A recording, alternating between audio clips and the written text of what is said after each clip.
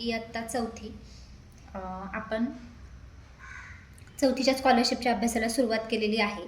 तर बघा, semi English माध्यमातून जरी तुम्ही फॉर्म भरला तरी तुम्हाला मराठी आणि बुद्धिमत्ता हे मराठीतून आहे, मॅथ्स गणित तुम्हाला इंग्लिशमधून आहे, इंग्लिशमधून आहे. ठीक आहे. तर पहिला जो पेपर असणार आहे मराठी आणि गणित 150 मार्कांचा. तर याच्यामध्ये 50 प्रश्न तुम्हाला मराठीचे असणार आहेत. तर मराठीच्या पहिल्या घटकाला आपण सुरुवात करणार आहोत. आपला मराठीचा जो पहिला घटक आहे तो आहे परिच्छेद, उतारा. मिनटं मी तुम्हाला घटक सांगते मराठीचे. आकलन, शब्द संपत्तीवरील प्रभुत्व, कार्यात्मक व्याकरण, त्याच्यानंतर भाषाविषयक सामान्य, असे 4 महत्त्वाचे घटक आहेत आणि त्याच्यामध्ये उपघटक देखील आहेत. तर पहिला आकलन घटक आहे, त्याच्यामधील पहिला जो आहे उतारा तो आता आपण बघणार आहोत. ठीक आहे. उतारा व त्यावर आधारित प्रश्न. आता त्यांनी आपल्याला एक उत्तरा दिलेला आहे आणि तो उत्तरा मी तुम्हाला आता वाचन करून दाखवते. बघा, पहिला उत्तरा, हंसापेक्षा लहान असणारा पाणी व जमीन हे दोन्ही ठिकाणी संचार करणारा पक्षी म्हणजे बदक. तळी, सरोवरे, डबकी या ठिकाणी बदके हमखास दिसणारच. हा पक्षी लहान थोरांचा आवडता पक्षी आहे. बदकांच्या पंखांचा वरचा भाग पांढरा शुभ्र असतो. 1-2 ओळी वाचल्या की आपल्याला लक्षात येतं बदक या पक्षाविषयी माहिती देणारा हा उत्तरा आहे. बघा, आतील भाग मात्र करडा असतो. या पंखांवर एक तेलकट थर असतो, त्यामुळे पाण्यात बुड्या मारून सुद्धा त्यांचे पंख खराब होत नाहीत. बदकांच्या पायांचे वैशिष्ट्य म्हणजे त्यांची बोटे कातडीच्या पातळ पडद्यांनी जोडलेली असतात. याचा उपयोग त्याला पाण्यावर तरंगताना होतो. लांबून पाहताना बदक पाण्यावर पुढे सरकताना दिसते, पण त्याचे पडदायुक्त पाय वल्ल्यासारखे हलके असतात व बदक मजेत पाण्यावर तरंगते. त्याची चोच जाड व चपटी असते, त्यामुळे मासे सहज पकडता येतात. कीटक, मासे, शेवाळे हे त्यांचे मुख्य अन्न. बदकाची अंडी कोंबडीच्या अंड्यापेक्षा मोठी असतात. शरीरावरील कातडीला चिकटून सगळ्या शरीरावर मऊ पिसांचे आवरण असल्याने थंडीपासून त्यांचे संरक्षण होतेच, शिवाय शरीराची उष्णता कायम राहते. बघा, आता बदकाचं वर्णनच त्यांनी या उतार्यामध्ये केलेलं आहे. त्यावर पहिला प्रश्न, बदकाची चोच कशी असते? तर बघा, जाड आणि चपटी. दुसरं, बदके आपणास हमखास पुढीलपैकी कोठे दिसत नाहीत? तळ्यांवर दिसतात, सरोवरांवर दिसतात, डबक्याच्या ठिकाणी दिसतात, शेतांवर दिसत नाहीत. पर्याय क्रमांक 3 उत्तरे इथं दिसत नाहीत. तिसरा प्रश्न, पाण्यात बुडून सुद्धा बदकांचे पंख खराब का होत नाहीत? तर पंखांवर तेलकट थर असतो म्हणून. पर्याय क्रमांक 3 रंगवायचे. आता उत्तरा एक सरावासाठी दिलेला त्यांनी, तो बघूया आपण. किल्ले म्हणजे महाराजांच्या काळात स्वराज्याचे रक्षकच. तसा किल्ल्यांचा उपयोग टेहळणीसाठी, देखरेखीसाठी, मुलखावर राज्य चालवण्यासाठी होत असे. ज्याचे किल्ले त्याचे राज्य अशी म्हणच होते त्या काळी. किल्ल्यांचे डोंगरी दुर्ग, भुईकोट किल्ला, जलदुर्ग असे अनेक प्रकार होते. निरनिराळ्या सरदार वतनदारांच्या घड्या असत. गढी म्हणजे पूर्णपणे किल्ले नसत, लक्षात ठेवा. दुर्ग म्हणजे किल्ला आणि जलदुर्ग म्हणजे पाण्यातील किल्ला. सिंधुदुर्ग, विजयदुर्ग, जंजिरा हे जलदुर्ग आहेत. सिंधुदुर्ग हा सागराने वेढलेला किल्ला असूनही या किल्ल्यात गोड पाण्याची विहीर आहे. इथे छुप्या बोगद्यांची जाळेही आहेत. सुरक्षतेच्या कारणांमुळे ते आता बंद आहे. तोरणा, पन्हाळा, विशाळगड, प्रतापगड, शिवनेरी हे सर्व डोंगरी किल्ले आहेत.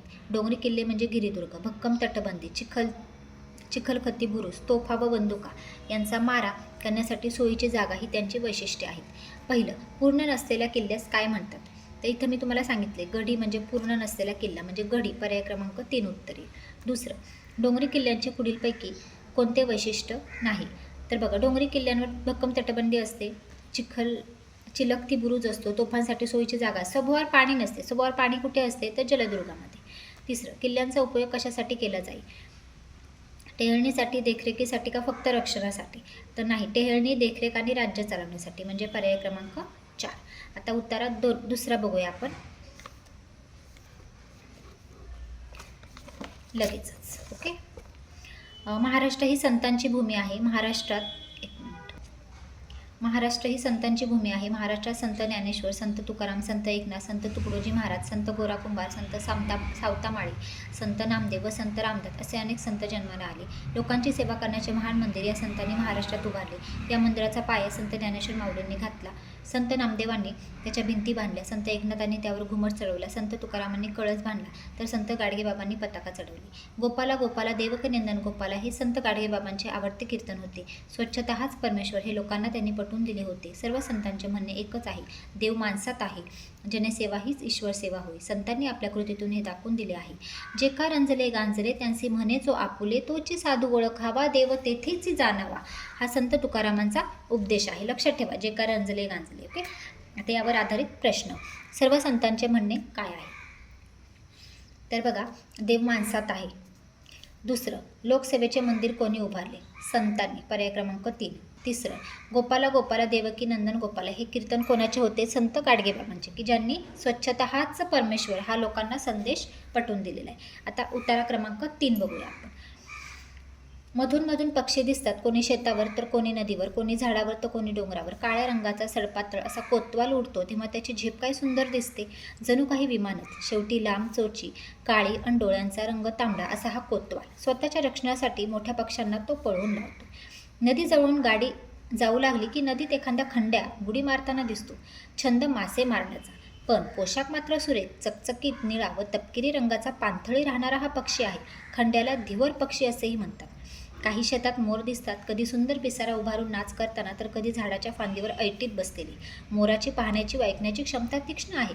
मोराच्या मादीला लांडोर म्हणतात. मोर भारताचा राष्ट्रीय पक्षी आहे. निसर्गाचा हा खजिना आपण जतन करायलाच हवा. बघा उतारा किती छान दिलाय, म्हणजे वेगवेगळ्या पक्ष्यांची माहिती इथं त्यांनी दिलेली आहे आपल्याला. यावर आधारित पहिला प्रश्न घेऊ आपण. नदी जवळून गाडी जाताना कोणती गोष्ट आपले लक्ष वेधून घेते? तर बघा नदी जवळून गाडी जाताना इथं आहे बघा, खंड्या बुडी मारताना दिसतो, हो की नाही, म्हणजे पाण्यात बुडी मारणारा खंड्या, पर्याय क्रमांक 3. दुसरं, कोतवाल पक्षाला कशाची उपमा दिली आहे? बघा कोतवाल उडतो तेव्हा जणू काही विमानच, विमानाची दिलेली आहे म्हणजे पर्याय क्रमांक 4. तिसरं, उत्तरातील आशयानुसार चुकीचे विधान कोणते? बघा मोर हा राष्ट्रीय पक्षी आहे, बरोबर. कोतवाल पक्षाला मासे मारण्याचा छंद आहे, चूक आहे. हेच उत्तर आहे आपलं. खंड्याचा पोशाख सुंदर दिसतो, बरोबर. मोराला ऐकण्याची क्षमता तीक्ष्ण आहे, बरोबर. म्हणजे दुसरं जे आहे, कोतवाल पक्षाला मासे मारण्याचा छंद आहे का? नाही. तर इथं खंड्याचं दिलं आहे त्यांनी, की छंद मासे मारण्याचा, खंड्याचा पोशाख मात्र सुरेख, की नाही. त्यामुळे पर्याय क्रमांक हे. उत्तारा असा घटक आहे ना, की जो तुम्ही उत्तारा जर व्यवस्थित वाचन केलं तर पैकीच्या पैकी मार्क तुम्हाला या घटकामध्ये मिळून जाते. इथं तुमचे मार्क्स जात नाहीत, पैकीच्या पैकी तुम्हाला इथे मिळून जातात, ठीक आहे. आता उत्तर क्रमांक 4 बघू आपण. जीवनामध्ये मित्राला महत्त्वाचे स्थान आहे. आई वडील भाऊ बहीण ही नाती आपणा जन्मानेच मिळतात. मित्राचे नाते जन्माने मिळत नाही, ती आपली ऐच्छिक गोष्ट आहे. अनेक वेळा नातेवाईकांपेक्षा मित्रांमध्ये अधिक जिव्हाळा असतो. मित्र ही जीवनातील अनमोल गोष्ट आहे. चांगला मित्र या शब्दामध्येच प्रेम, विश्वास, आपुलकी दडलेली असते. खरे मित्र दुःखाच्या प्रसंगी मनाला धीर देतात, सुखाच्या प्रसंगी आनंदात सहभागी होतात, आपल्या उणिवा सांगतात, चुका सुधारण्यासाठी मार्गदर्शन करतात, अडचणी सोडवतात. खरे मित्र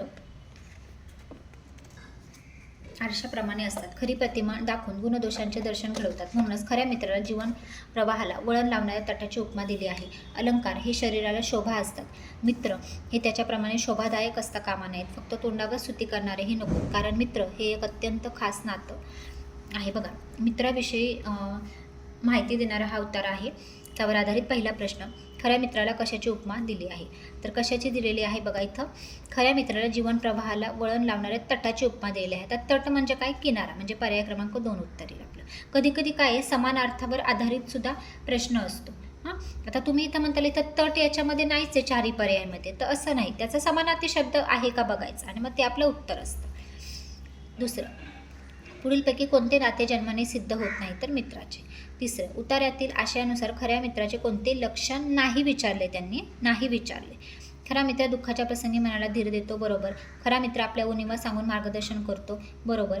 खरा मित्र आनंदात सहभागी होतो, बरोबर. आणि खरा मित्र फक्त तोंडावर स्तुती करतो, तोंडावर, आणि मागे आपली निंदा करतो. असा असतो का मित्र? नाही, म्हणजे पर्याय क्रमांक 4. ठीक आहे. आता उत्तरा 5वा बघू आपण. रवींद्रनाथ टागोर यांचा जन्म बंगालमधील जोरासंको वाड्यात प्रसिद्ध व सुधारक या अशा टागोर कुटुंबात 7 मे 1861 रोजी झाला. त्यांच्या वडिलांचे नाव देवेंद्रनाथ आणि आईचे नाव शारदा देवी.